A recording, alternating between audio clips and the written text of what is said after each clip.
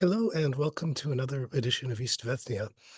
This week, I would like to talk to you about the ongoing student protests and the relations between the protest and the regime, how it seems to be going, and who seems to have the advantage. Um, and I can tell you this, that in July, when you saw street protests developing and in a different direction, things were looking pretty bad for the protests. They had had their meeting on June 28th on Vidovdan, at which speakers presented a political program that was not to the liking of many of the people who were supportive of the protests. They seemed to be flirting a little bit with some strange right wing and it was turning people off. And then the orchestrated violence by the regime, confrontations between police and protesters at the end of the day on the 28th of June developed, as was planned, into a series of street confrontations and blockades, pitting citizens protesting against police forces trying to open streets and undo the blockades. And it looked like the police were winning that battle. The street blockades were breaking down. There was another factor that was also weakening the protest, which is simply that time is the enemy of spontaneous and bottom-up movements. The longer that they last, the greater the likelihood that there is division, discrediting, loss of energy, and so on. And that appeared to be happening. But that is, now that we move into August, it seems, no longer the case. Now the regime is looking weaker, and the protests appear to be gaining steam. So let's try to take that apart and try to figure out why this has happened. And here's one thing that I think we can say: the situation in July, the weakening of the protest, was partly the result of some political mistakes by the students, but it was mostly a result of the decision of the regime to orchestrate violence, which had which had the desired result of weakening the protest. It became clear as time went on, however, that violence is all that the regime has. That's the only strategy it has at its disposal. Its propaganda is weak. If you look at the regime media, basically they're just doing name calling, and they're not doing it very persuasively. Fundamentally, the regime is demonstrating over and over again that it is not capable of resolving any problem or of answering any question. What it's capable of doing is orchestrating violence. And here's the big point about violence, is that any time a regime uses violence, it reveals its limitations. Um, it reveals limitations on what it can do.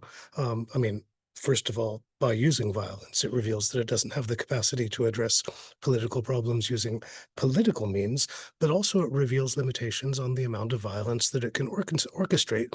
So when you look at the confrontations that are being orchestrated now, who is the regime using to orchestrate violence? Not so much regular police.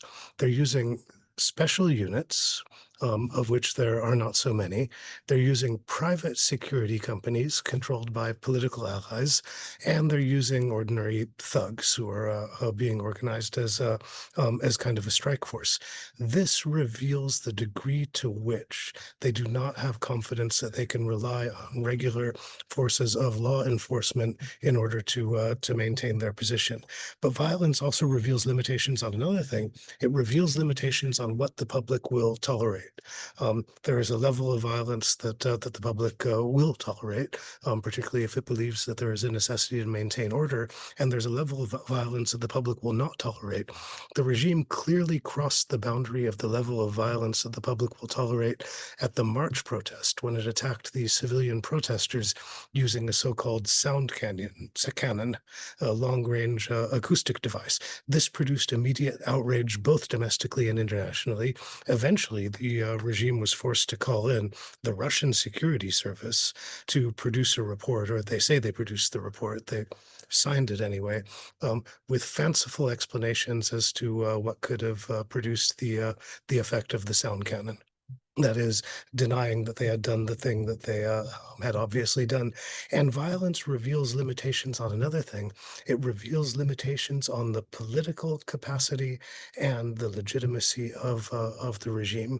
If it turns out that this is a regime that is capable only of using force against civilians and not of doing anything else, not of resolving problems in anybody's lives, they will continue to be weakened, and that appears to be what's happening. So So what can we say about this? I mean, look, as time passes, the student movement, which looked very original, very creative, very energizing in the beginning, seems to be getting a little bit weaker, a little bit worse, more divided, losing its focus. Not able to sustain clarity about what its demands are. But now it appears that the protests are turning into principally protests against the use of violence against civilians, and that means that as bad as the students may be beginning to look as time passes, the regime is looking worse, and they are in a worse position, not so much because of any excellent moves that have been taken by the protest movement or any great creativity or great force or articulation of an alternative, because they haven't done any things.